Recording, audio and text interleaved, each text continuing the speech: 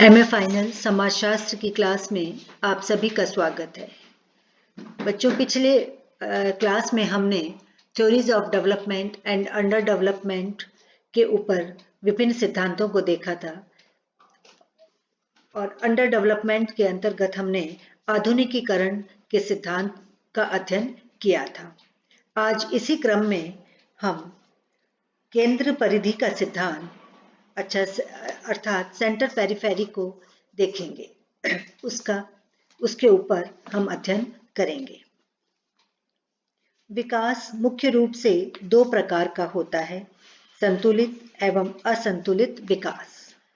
संतुलित विकास का अर्थ व्यवस्था के विभिन्न अंगों में संतुलन स्थापित करने से है। इसके अंतर्गत उत्पादन व उपभोग के मध्य, उपभोग क्षेत्र तथा पूंजी क्षेत्र के मध्य तथा उत्पादन प्रणाली में समन्वय स्थापित करने का प्रयास किया जाता है, जिससे कच्ची सामग्री, अर्धनिर्मित सामग्री एवं औद्योगिक आवश्यकताओं से संतुलन स्थापित किया जा सके। संतुलित विकास किसी भी देश के सभी क्षेत्रों के एक साथ विकास पर बल देता है। असंतुलित विकास का सिद्धांत इस मान्यता पर आधारित है कि सीमित पूंजी के कारण अर्थव्यवस्था के सभी क्षेत्रों में एक साथ निवेश न करके केवल कुछ क्षेत्रों में ही सर्वप्रथम निवेश किया जाना चाहिए। जैसे ही इन क्षेत्रों का विकास होगा, वैसे ही पूंजी को अन्य क्षेत्रों के विकास हेतु प्रयोग में लाया जा सकता है। इससे शनै शनै अर्थव्यवस्था असंतुलित विकास से संतुलित विकास की ओर बढ़ने लगेगी। संतुलित एवं असंतुलित विकास की धारणाओं के साथ केंद्र परिधि विकास का प्रश्न भी जुड़ा हुआ है। विकास का प्रारंभ कहाँ से हो, केंद्र से अथवा परिधि से? कुछ विद्वानों का कहना है कि सर्वप्रथम विकास केंद्र से प्रारंभ होना चाहिए तथा ऐसा होने पर इसका विस्तार स्वयं परिधि तक पहुंच जाएगा।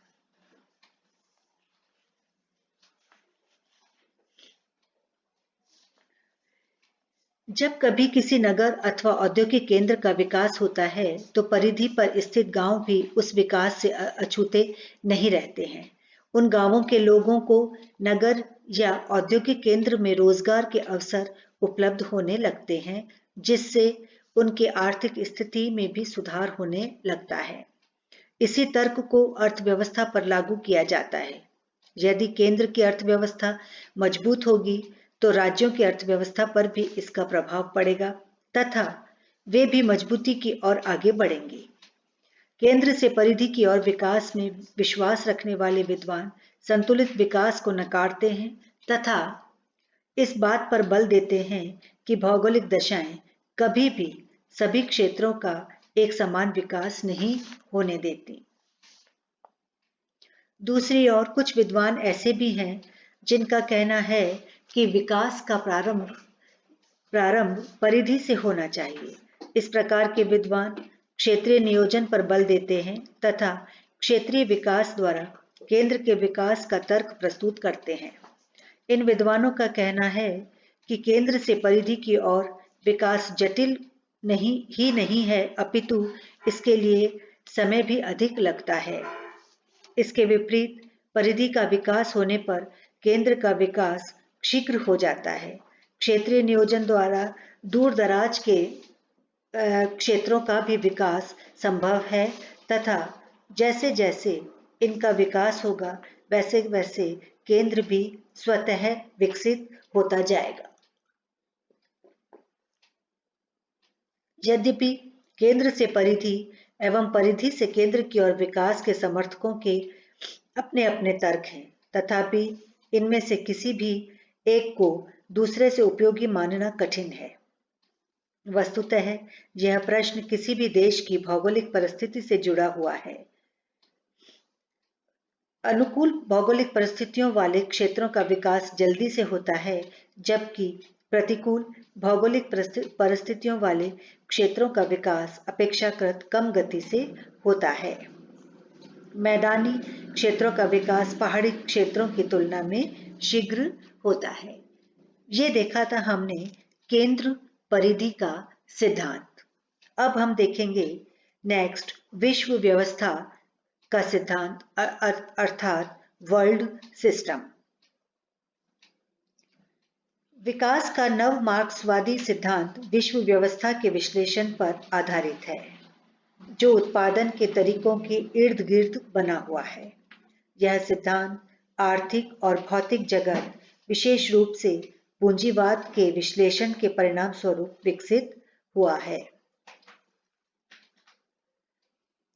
यह सिद्धांत इस मान्यता पर आधारित है कि नवीन आर्थिक एवं सामाजिक व्यवस्था ने पहले के राजनीतिक और आर्थिक साम्राज्यों और व्यवस्थाओं की शक्ति को तोड़ दिया है तथा प्रभुत्वशाली विश्व व्यवस्था के प्रति अपने को विकसित किया है। विश्व व्यवस्था को वॉलरस्टेन ने विकसित किया है। उन्होंने 1500 ईस्वी के आसपास प्रारंभ हुई आधुनिक व्यवस्था के मूल बिंदु का विश्लेषण किया है, जहां से राजनीतिक एवं सैन्य स्वरूपों से आर्थिक प्रभावों और सत्ता के वर्चस्व की शुरुआत हुई। विश्व व्यवस्था का सिद्धांत राष्ट्र राज्य को नकार कर विश्व स्तर पर श्रम विभाजन, शोषण और असमता पर विचार करता है। पूंजीवाद न केवल यूरोप के किसी एक राष्ट्र तक ही सीमित है, बल्कि यह संसाधनों, श्रम उत्पादन एवं बाजार को विश्व पैमाने पर विकसित और उनका प्रयोग करता है। विश्व व्यवस्था विश्लेषण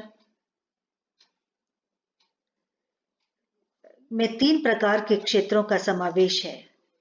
सुदृढ़ क्षेत्रों में यूरोप और उत्तर अमेरिका के घनी देश सम्मिलित हैं, जिनका ज्यादातर विश्व पर वर्चस्व देखा जा सकता है तथा वे उनका शोषण भी करते हैं। सुदृढ़ क्षेत्रों के देश अपेक्षाकृत अधिक मुक्त श्रम बाजारों और अच्छा वेतन प्राप्त करने वाले कुशल श्रमिकों की ओर प्रवृत्त हैं। इनकी तुलना में परिधीय क्षेत्र निर्धन और शोषित हैं और सुदृढ़ देशों को अपना कच्चा माल भेजते हैं। परिधीय देशों में कामगारों के लिए दशाएं काफी निम्नता की ओर प्रवृत्त हैं तथा उन पर भुखमरी की चुनौती हमेशा हावी रहती है। तीसरी श्रेणी अर्ध परिधीय देशों की है, जो सुदृढ़ और परिधीय देशों के पहलुओं को जोड़ते हैं। इसमें पुर्तगाल, अर्जेंटीना इत्यादि देशों को सम्मिलित किया जा सकता है। हैबरमास ने जीवंत विश्व व्यवस्था का सिद्धांत प्रतिपादित किया है। इस सिद्धांत का विवेचन उन्होंने दुर्खिम मीड के प्रघटना विज्ञान से प्रारंभ किया है। उनके अनुसार रोजमर्रा के जीवन की दुनिया अर्थात विगत अनुभवों सहित व्यक्ति के व्यक्तिगत अनुमानों के सकल क्षेत्रों में के इर्द गिर्द घूमती है। यह जीवन व्रत के द्वारा निर्धारित एक ऐसी स्थिति है जिनमें व्यक्ति को जबरदस्ती से धकेल दिया जाता है। यह एक ऐसा विश्व है जिसके बारे में हमारी पहले से कुछ धारणा बनी हुई होती है। इस विश्व में व्यक्ति अपने व्यवहारिक लक्ष्यों की पूर्ति करता है।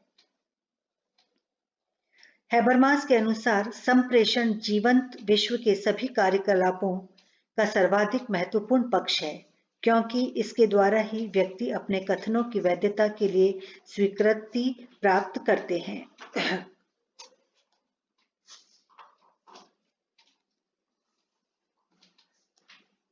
हैबरमास ने पूंजीवादी समाजों को 3 उपव्यवस्थाओं में विभाजित किया है: आर्थिक, राजनीतिक, प्रशासनिक तथा सांस्कृतिक।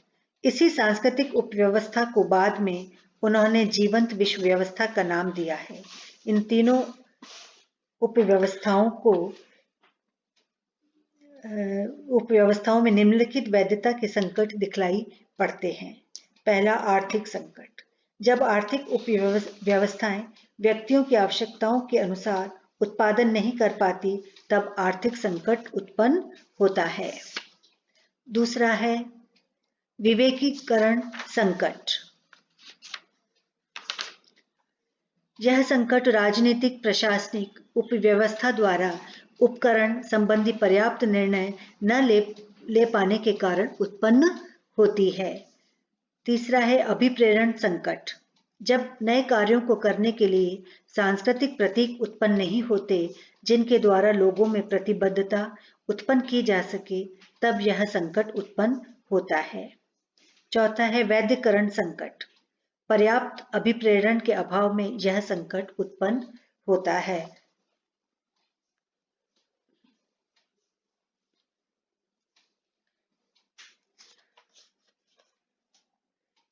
हैबरमास का विचार है कि जैसे जैसे व्यवस्थाओं में आंतरिक एकीकरण एवं बाहरी दबाव की समस्याओं में वृद्धि होती है, वैसे वैसे व्यक्तिगत कर्ताओं के ज्ञान का भंडार एवं विश्व के बारे में दृष्टिकोण संगठित नियमों की भांति परिवर्तित होने लगते हैं। समाज का एकीकरण उस प्रक्रिया में निहित है जिसके द्वारा कर्ता संचार करते हैं तथा पारस्परिक समझ एवं ज्ञान का भंडार विकसित करते हैं। पूंजीवादी समाजों की प्रमुख समस्या एक और उत्पादन की भौतिक शक्तियों तथा दूसरी ओर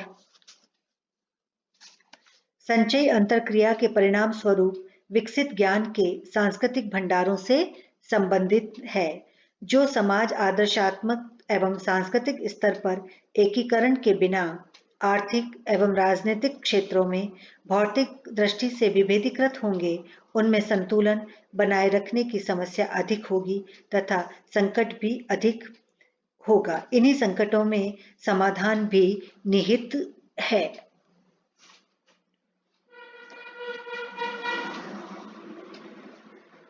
हैबरमास ने जीवंत विश्व में 3 प्रकार के व्याख्यात्मक प्रतिमानों का उल्लेख किया है: संस्कृति अथवा व्यवस्थाओं के प्रतीकों से संबंधित प्रतिमान, समाज से संबंधित प्रतिमान तथा सामाजिक संस्थाएं तथा व्यक्तित्व संबंधी प्रतिमान। ये तीनों प्रकार के प्रतिमान समाज की प्रमुख प्रकार्यात्मक आवश्यकताओं की पूर्ति करते हैं। ये प्रकारात्मक आवश्यकताएं हैं: संचार क्रिया जो समझ एवं आदान प्रदान संभव बनाती है, सांस्कृतिक ज्ञान के संप्रेषण, प्रतिरक्षण एवं पुनर्जीवित का कार्य करती है, संचार क्रिया जिसके माध्यम से अंतरक्रिया समन्वित होती है, सामाजिक एकीकरण एवं सामूहिक संश्लिष्टता की आवश्यकता पूरी करती है तथा संचार क्रिया जो अभिकरणों का सामाजिकरण करती है, व्यक्तिगत पहचान के निर्माण की आवश्यकता की पूर्ति करती है। इस प्रकार जीवन दुनिया के 3 अंग संस्कृति, समाज तथा व्यक्ति समाज की 3 आवश्यकताओं सांस्कृतिक पुनरुत्पादन, सामाजिक एकीकरण तथा व्यक्तित्व निर्माण को पूरा करती है। Thank you. अगले अध्याय में बच्चों हम असंतुलित विनिमय को पढ़ेंगे। Thank you.